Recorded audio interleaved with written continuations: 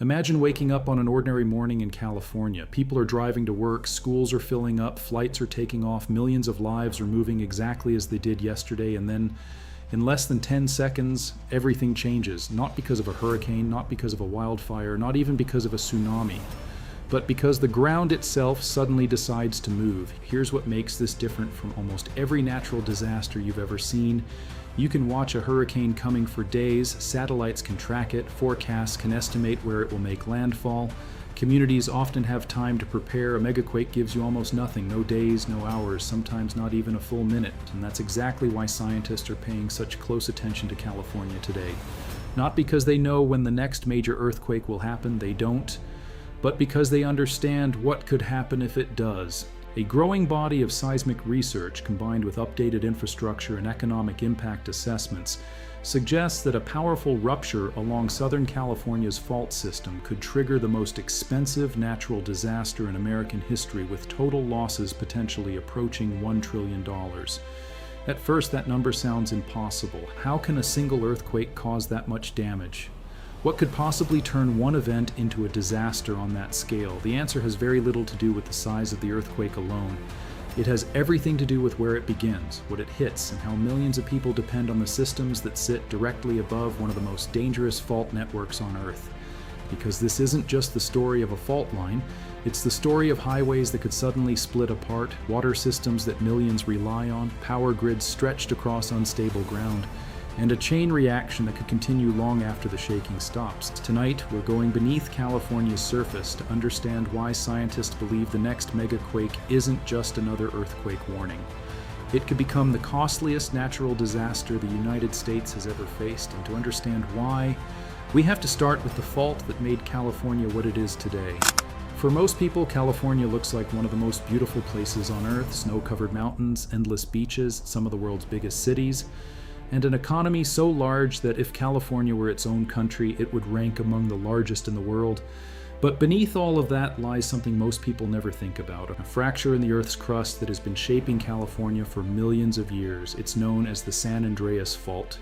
Stretching for roughly 800 miles across the state, this isn't a crack that's opening up beneath California. Instead, it's the boundary where two enormous tectonic plates, the Pacific Plate and the North American Plate, are constantly sliding past one another. The movement is incredibly slow, on average only a few centimeters each year. You'd never notice it standing on the ground. But that's exactly what makes it so dangerous, because those plates don't slide smoothly. Imagine placing two massive blocks of rough concrete against each other and trying to push them sideways. At first, nothing happens. The friction locks them together. You keep pushing, pressure keeps building, more pressure, more stress, until suddenly everything breaks free at once. That violent release of stored energy is what we experience as an earthquake.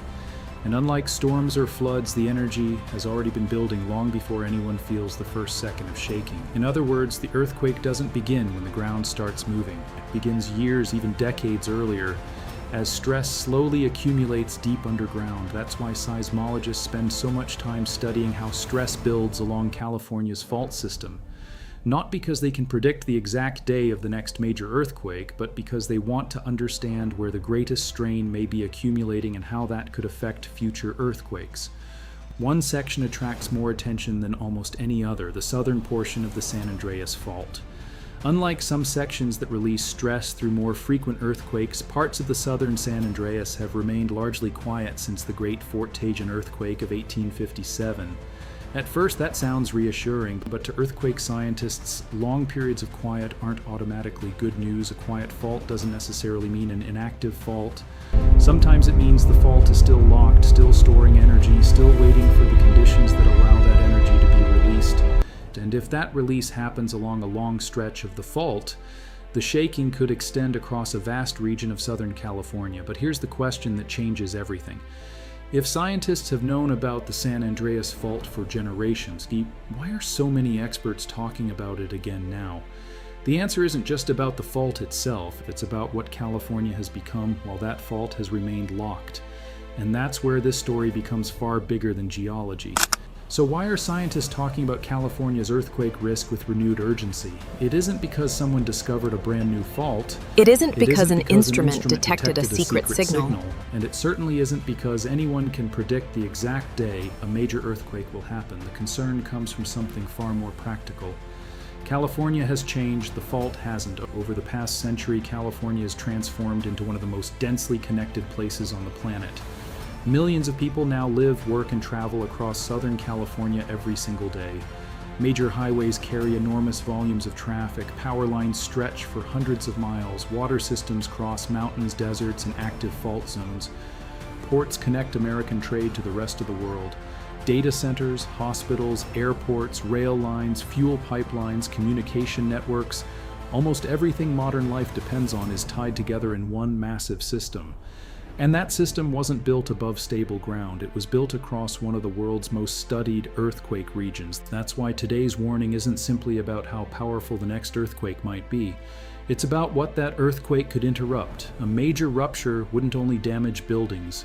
It could cut highways that emergency crews rely on, break water pipelines supplying millions of people, disrupt electricity across large areas, interrupt internet and communication networks, delay emergency response, and trigger economic losses that continue long after the shaking ends. This is exactly why recent risk assessments have attracted so much attention.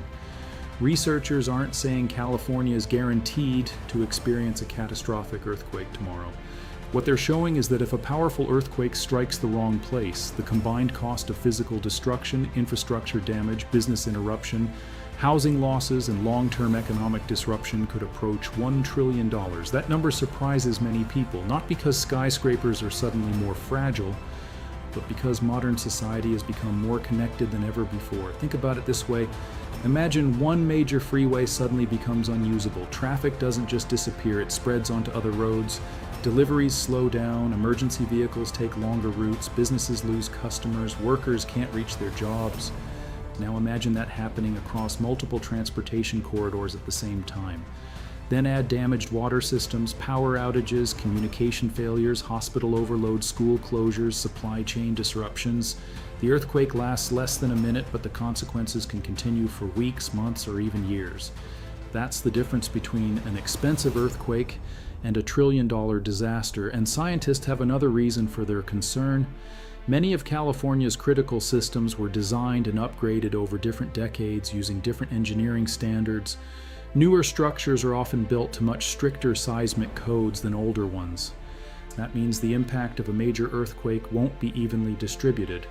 Some buildings may survive with limited damage, others could suffer severe structural failures. The same is true for bridges, pipelines, utility systems, and transportation networks. In other words, California isn't one giant system, it's thousands of interconnected systems. And in a network like that, one failure can trigger another, then another, then another. Engineers call this cascading failure. A single event starts a chain reaction that spreads far beyond the original source. That's exactly what emergency planners are trying to understand today. Not just how strong the earthquake could be, but how far the disruption could spread after the shaking stops, because history has already taught California one important lesson. Sometimes the greatest damage doesn't happen during the earthquake itself, it happens in the hours and days that follow. And that's where this story becomes even more alarming, because if the ground begins moving beneath Southern California, the first 60 seconds may only be the beginning. If a major earthquake begins along Southern California's section of the San Andreas Fault, the shaking itself may last less than a minute, but the disaster won't. Within moments, emergency alerts would begin spreading across the state. Roads could become gridlocked as people try to reach their families. Emergency services would be responding to hundreds, perhaps thousands of incidents at the same time. Hospitals would activate disaster protocols. Firefighters would race toward damaged neighborhoods while engineers begin inspecting bridges, tunnels, and critical infrastructure. And then comes the part that many people never think about. The earthquake may stop, but modern life depends on systems that are all connected. If a major highway is damaged, emergency crews take longer to reach people in need. If water pipelines crossing fault zones rupture, entire communities could lose access to clean water while firefighters are trying to control new fires. If substations or transmission lines are damaged, power outages can affect communications, businesses, hospitals, and transportation all at once. One problem creates another, then another, then another. This is what experts call a cascading failure, a chain reaction where damage spreads far beyond the fault itself. And that's exactly why recent economic assessments have attracted so much attention. The trillion-dollar figure isn't based on one collapsed skyscraper or one destroyed city. It's based on everything that happens afterward. Damaged homes, broken infrastructure, business closures, interrupted supply chains, insurance claims, emergency response, long-term rebuilding, lost economic activity. When all of those costs are added together, researchers warn that a worst-case Southern California earthquake could become the most expensive natural disaster in American history. But there's one important detail that's often misunderstood. Scientists are not saying this disaster is about to happen tomorrow, and they're not claiming they know exactly when the next megaquake will strike. In fact, despite decades of research and one of the world's most advanced earthquake monitoring networks, no scientist can accurately predict the exact day or hour of a major earthquake. What they can do is identify where the risk exists, study how faults behave over long periods, estimate the potential consequences, and help communities prepare before the ground ever begins to move. And that difference matters because science isn't about creating fear, it's about reducing uncertainty. Over the years, California has invested billions of dollars into stronger building codes, bridge retrofits, earthquake early warning systems, emergency planning, and public education. Modern buildings are designed to perform far better than those built generations ago, and emergency agencies constantly rehearse for the day they hope never comes. Those improvements won't stop an earthquake, but they can save lives. History has shown something remarkable. The countries and communities that recover fastest after major earthquakes aren't always the ones with the smallest earthquakes. They're the ones that prepared before disaster struck, and perhaps that's the real message behind today's warning. The San Andreas Fault isn't suddenly becoming active. It has always been active. The difference is that California has continued to grow around it. Today, millions of people, thousands of businesses, critical transportation networks, water systems, power grids, ports, and communication lines all depend on infrastructure built in one of the world's most seismically active regions. That is why scientists continue watching, not because they know when the next great earthquake will happen, but because they understand what is at stake if it does. The earth beneath California is moving exactly as it has for millions of years, slowly, silently, almost invisibly.